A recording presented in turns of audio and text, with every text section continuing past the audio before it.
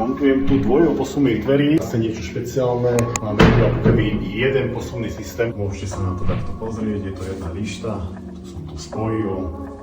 Bude to mať aj jednu prekryvaciu garnizu. Dvojo posunných dverí, toaleta, kúpeľňa, zamykanie na háčikový zámok. My vždy dávame kľúči, lebo tá WC sa dá prstami, veľmi ťažko sa to zamyká a ten kľúč to lepšie zamkne a on sa vždy takto ohne, keď je znútra samozrejme. Takže si nepoškodíte dvere, môžeme ich otvoriť. Natesno nastavil.